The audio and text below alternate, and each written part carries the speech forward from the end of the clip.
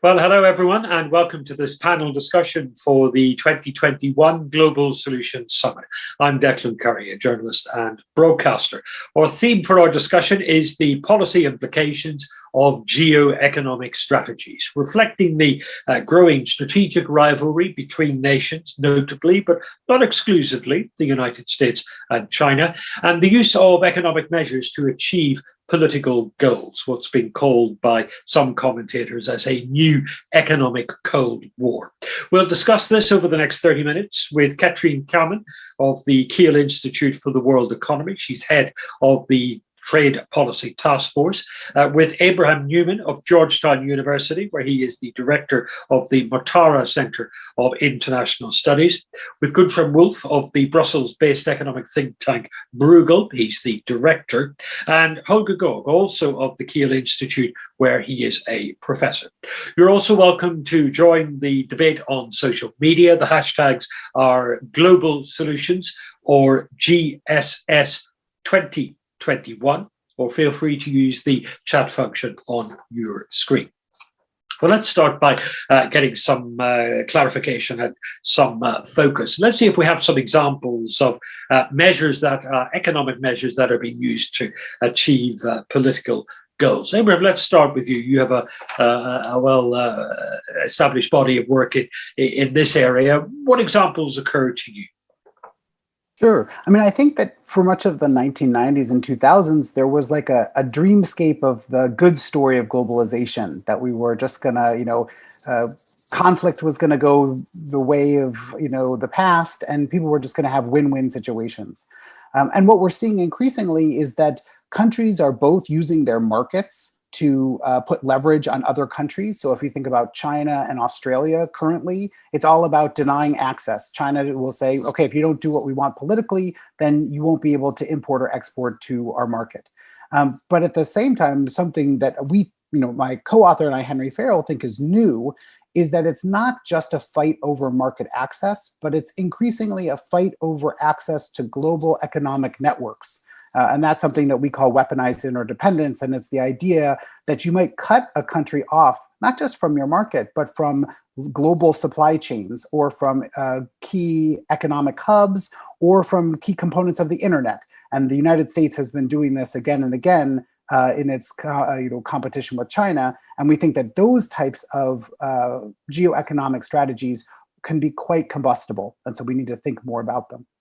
But how widely are we drawing this? Because in recent years, we've seen the United Nations use its leverage through the global financial system to impose sanctions on Iran and to act against other nations that do business with Iran. Is that included in this, or is the whole area of sanctions a separate case again?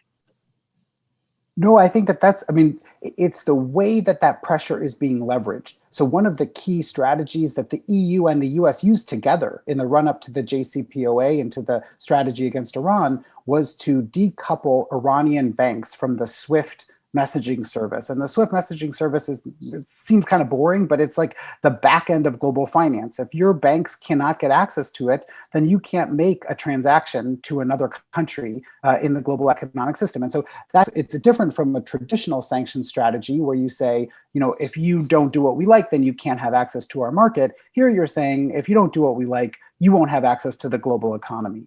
And it's a really intense type of pressure that then also turns these global public goods, like the SWIFT messaging system, into a cudgel that states can use against each other in this type of economic coercive game. Katrien Kammen of the Kiel Institute, we've mentioned the United States, China, Iran, though of course this activity isn't limited to just those nations. No, definitely not. So if we're talking about sanctions, we do see a lot of sanctions. I mean, we have currently these days, the EU discussing sanctions on Belarus and also sanctions against China. So sanctions is all over the place, and I think we will have to deal with it for quite more time. I would like to emphasize Abraham's point because sanctions is kind of an geoeconomic instrument, but what's really important is like how our countries are also actors geoeconomically endowed. What possibilities do they have to actually enforce things on others? So that is control over investment, control over commodity and energy flows, control over the domestic market, and I think domestic market size and also endowment is something very important, especially also for the EU. But your contention is that there is something new and distinct about this now, because using economics for political leverage has been with us for decades and centuries. You're saying that there are new aspects to it now that hadn't been witnessed before to this extent. Yeah, most definitely. Because so of course, I mean, this has always been intertwined and has always been together, right? Economic measures and foreign policy. But at the same time, we do witness right now that, for example, the European Union becomes much more aware of that fact. And while it has been much more hiding kind of behind its big brother, the US, in the past years have showed, especially with the trade war and with much more protectionist measures of a lot of countries, that the EU needs to become aware of the fact that it has to defend its own interests, right? Gudrun Wolf at the Bruegel Institute in Brussels, what's your perspective on this?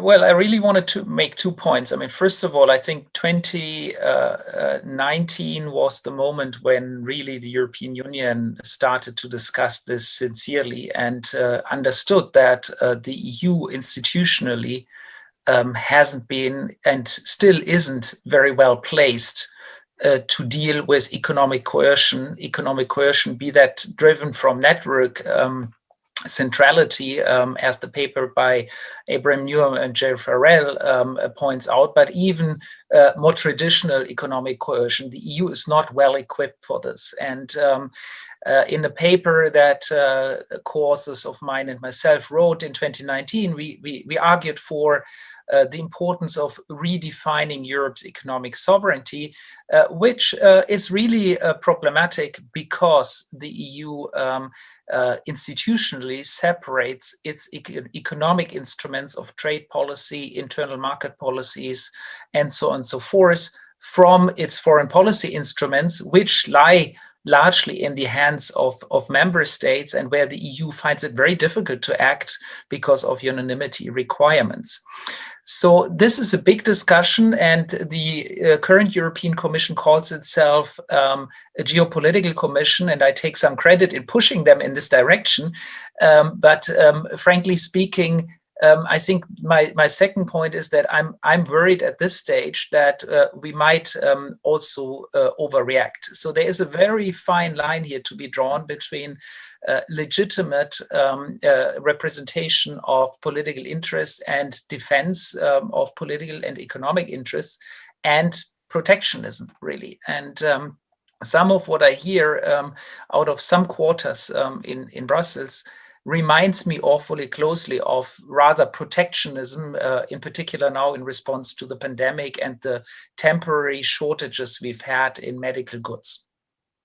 Interesting that you make the point about trade being an aspect of foreign policy. When Europe makes that observation, what does it have in mind? You know, is it to perhaps sketch out another example? Is it looking at Russia and Russia's use of energy as a leverage for political power?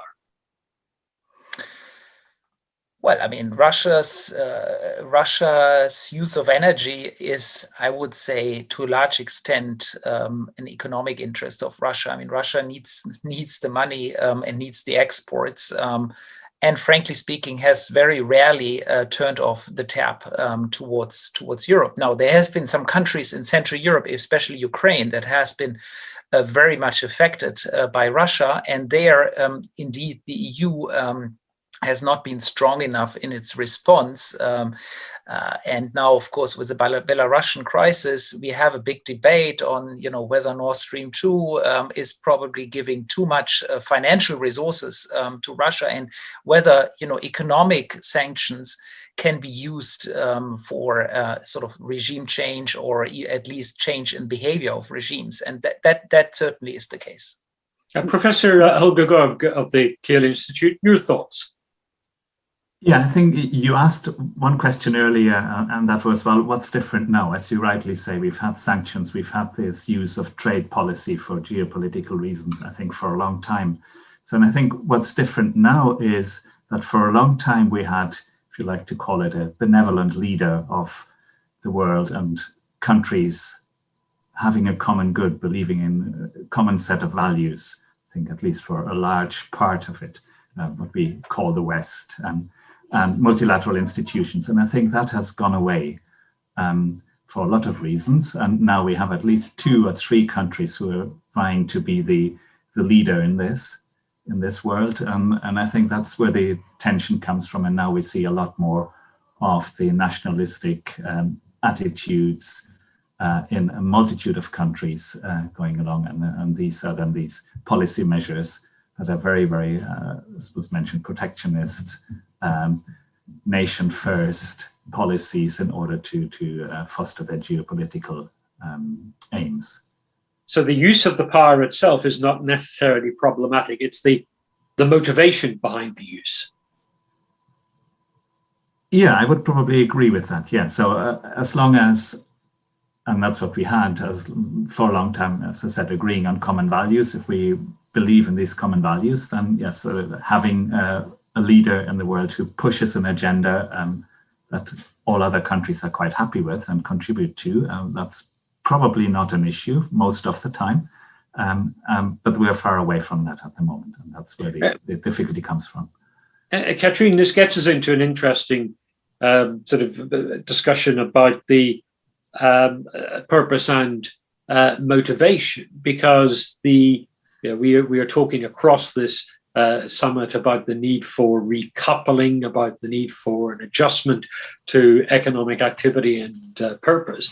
And that will only happen if you have cooperation between nations, as well as actions by governments and by business as well. And in many cases, the only way you get cooperation between nations is when there is some economic activity used as leverage. Yes, most definitely. So when talking about the incentives, for example, why we should promote multilateral cooperation, I think it's very useful to look at what happens if we do not promote it, right? And I think also looking into the past 10 years is very helpful for that. And for example, if we look at the US-China trade war, of course, that had an economic cost to it. And of course, there were also, like, due to trade diversion, people or countries and actors who benefited from the trade war. But in the end, it also had a cost or a price tag for multilateralism, and it even hardened the crisis of multilateralism and the crisis of the WTO.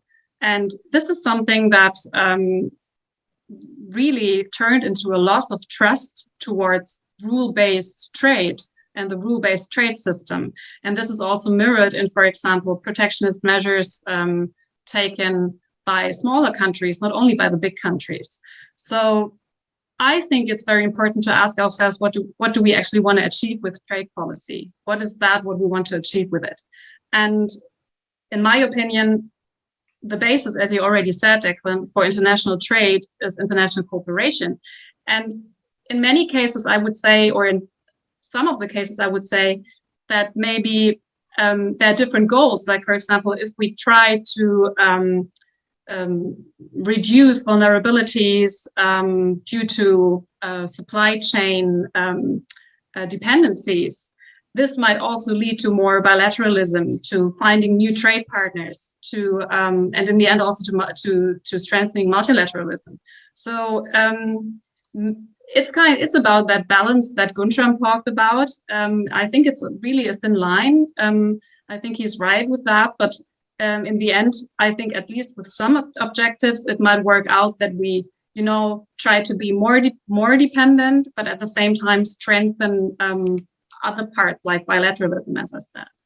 But Abraham, the thought occurs to me that in an international gathering such as this summit, there is a tendency for people to think that multilateral cooperation is a great benefit that should be espoused and achieved by all. The argument by those on say in the Trump administration was they needed to use economic weapons to curtail China's political actions in its territory. Is there any merit in that suggestion that there are times when you need a healthy dose of economic nationalism to maintain a fair balance in the rest of the world?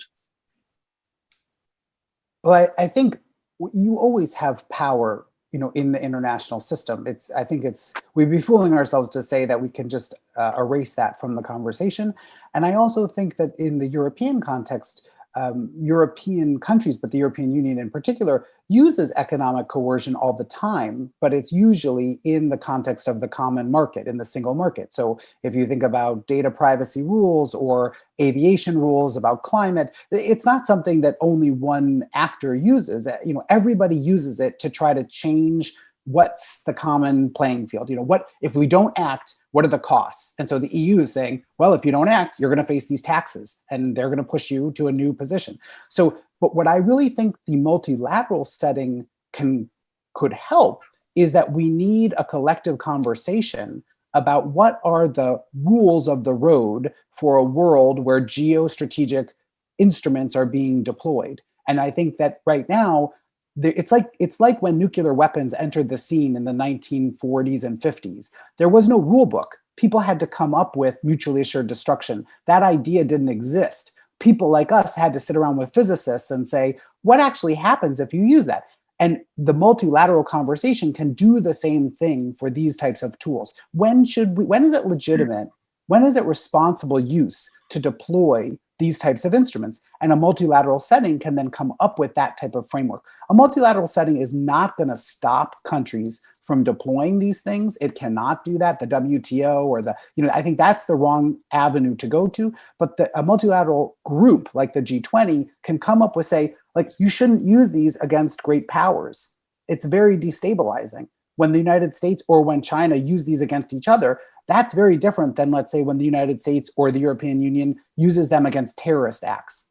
It leads to a different type of escalation that could really be quite destabilizing. So those are the types of principles that a group like this could come up with and say, let's agree to this. And we have those in many other domains, whether it's international, using mines or nuclear weapons or lots of different things. So this is a new arsenal in countries' toolkits, and we should think about how they're used. What is the consequence if we don't create this new rule book? Well, ultimately, I think the worst consequence is a harsh decoupling, where the international economy really gets torn apart, and that would have terrible consequences for our lives as citizens in these countries, because the general wealth, what we can buy, the costs of things, the way we can travel, the types of communities we build, the type of information we share, all those things would be separated. And it's not just about restructuring supply chains. That sounds like a really, it's like, well, we'll just reshore things. No, a harsh decoupling is everything from having Chinese students no longer be able to study in your university and then become the founder of the next internet giant in the United States. We have a whole history of having immigrants found and become the drivers of innovation in our country. And these types of decoupling strategies then threaten everything from reshoring the supply chain to the future of kind of innovation. And so I think that type of really harsh decoupling is where escalation can go. Of course, it can also go to kinetic conflict, that people say, if you're going to keep using the dollar or the yen or the yuan as a toolkit of coercion, then people say, well, we're just going to start blow things up. And that is what Iran did when the United States did its maximum pressure strategy, is that boats started to blow up in the Straits of Hormuz. So I don't think we should think of these as just staying on an economic plane. They can escalate. But as I said before, we don't need to go there. We can come up with a set of best practices that say, this is how we should act. These are the places where you're crossing a red line. It doesn't mean that states can't ever do that, or these principles don't prevent them from doing those things, but it gives them a cognitive map to think about what's dangerous and what's not dangerous, what could escalate and what couldn't. And right now, I don't think they really have that. I think they're just stumbling through these types of actions. And my fear is that it's becoming habituated, that it becomes the go-to strategy in the toolkit without even really thinking about how it's degrading the global economy. Goodfriend Wolf, you were shaking your head at various points there. Well, I mean, on some points I agree, on some I disagree. So let me just get on the ones on which I disagree, because that's more interesting. Look, I do think Holger Görg made an important point. I mean, we are moving from a system that was pretty unipolar in power, where one country really was the dominant power, towards a system where we have two, if not three or more players. And that inherently renders a multilateral system unstable, because the ultimate enforcer in chief isn't there anymore, right? And so the question is, how do you achieve stability of the system, right? And I don't think that can be achieved by just saying, okay, these are best practices. I mean, no. I mean, if the US imposes secondary sanctions on European companies working with Iran, well, that's a big problem and a big intrusion into national sovereignty. And best practice wouldn't have stopped Donald Trump. Now, what would have stopped Donald Trump would have been a possibility of credible alternatives. So I think the multilateral system will only become stable if we have credible alternatives on the monetary side, but also measures to retaliate in case of misbehavior. Meaning, what does retaliation really mean? Well, it means that if a US president decides to impose secondary sanctions, well, guess what? There is an instrument called secondary sanctions of the EU as well that can be imposed as a counterpart, making the US president think twice about whether or not he wants to do this. And that's, I think, a basic principle of many trade agreements, is that they are based on the fact that there are tariffs and there is the possibility of counter tariffs, and that increases the cost of individualized actions. But Holger Görg, doesn't that put us on the sort of a slippery path towards a spiral of action, reaction, further action? Potentially, yes. So, of course. So I would also very much agree that we need a set of best practices. We need a very transparent system of multilateral action. Because, yes, I see this potential that, as Abraham also said, things can escalate. And as he also indicated, they can escalate even then away from economic sanctions, economic outcomes towards other, in particular, military action. And so I see that problem. And I mean, to come back to Catherine's point, just very quickly, I think we are in a world where, I mean, to some extent, it's almost a paradox. So we're in a world where we're very, very closely connected with other countries economically. It's in services, as Abraham said, it's in goods, of course, global value chains. It's in, if I look around my room, what's from China, what's from the US, what's from other countries. And of course, there are all these different parts in it. So we are very, very closely connected in global value chains, whatever you want to call them. Yet, on the other hand, we have this nationalistic tendencies in a lot of parts in the world. So somewhere there seems to be a disconnect. So of course, if we all understand that we're closely connected to other countries, if we all get the benefits from this, then this shouldn't be a problem at all. And I think the problem probably is that we don't all understand the benefits of globalization. And indeed, a lot of countries, a lot of people in countries do not get the benefits from globalization. So I think there's a need to educate, to set best practice, and so on. Catherine, what actions do you think are necessary? What should the G20 be thinking about, either in terms of new rules, new standards, or even incentives for better behavior? So I think that's a very tricky question, because as others have already pointed out, it's not that easy, and I guess also getting a achieving agreements on these matters is very difficult. And I would actually like to relate to a point that Holger made before I answer your question, and that is the point of increasing autocracy on this planet. And it also tackles really a lot of G20 states.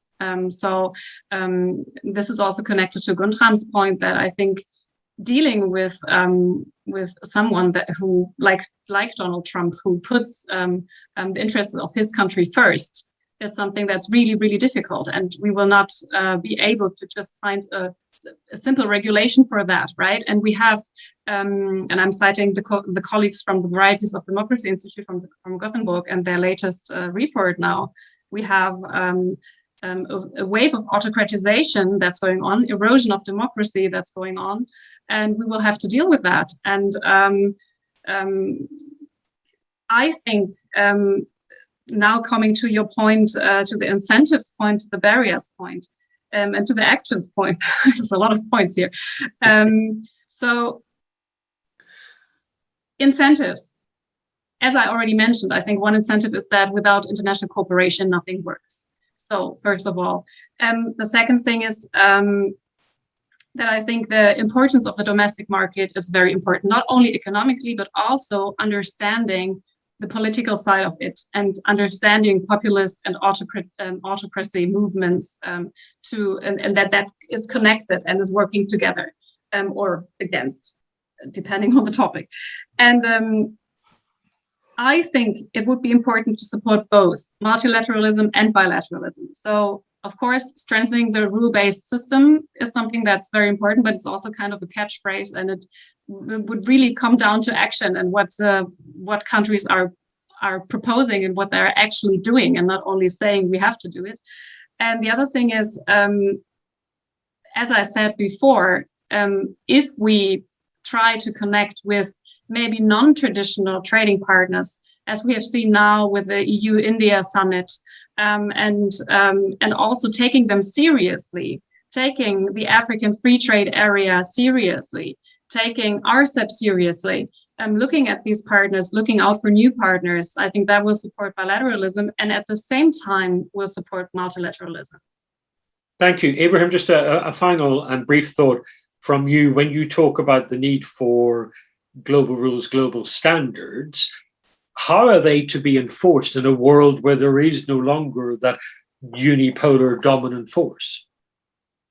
Yes, and so I should just clarify. I don't think that they're the universal solution, and they're not an enforcement mechanism. But I think in many of the actions that are happening right now in the global economy, people aren't really thinking 2 steps down the line of what will happen. And that is leading to, I think, policy failure that is creating a negative feedback loop. So I would say, like, if you want to look at why are the US and China in a tense relationship over technology, it really even goes back to Edward Snowden and what was revealed to the Chinese of what these networks were doing and realizing that they could be on the hook for them. So that act of like using the NSA to go after terrorism, it has had knock-on consequences for the United States, but I don't think the United States really even understood how that could happen in that way. So I think if you have a common conversation about what is threatening, what isn't threatening, and come up with some best practices and rules of the road, they can help policymakers understand the environment they live in. They're not a solution in terms of a post hoc enforcement solution to actions that are being taken. There, I think what has to happen is you have to have increased diversification of the key economic choke points. So don't decouple, that's the wrong path. Instead, think about reducing monopoly control over key economic places where there's no substitute. When there is no substitute, like let's give the example of 5G economic networks. The reason the United States is freaking out over 5G is because currently there's no substitute. And so the Chinese government basically, through Huawei will have this control of this basic internet infrastructure. So what's the solution? You could decouple, you could throw China out, you could crush Huawei. That's what we're doing right now. Or you could say, let's do a NATO purchasing agreement of Ericsson and Nokia goods. We will elevate these companies that actually don't have a competitive product, but if we all agree to buy them collectively, then it would solve this problem. So I think Abraham Newman, thank you very much. And I know that everyone watching will join me in thanking Catherine Kamen, Adrian Newman, Guntram Wolf, and Holger Gorg. I'm Declan Curry. Thank you for your attention, and please stay with us for continuing discussions here at Global Solutions.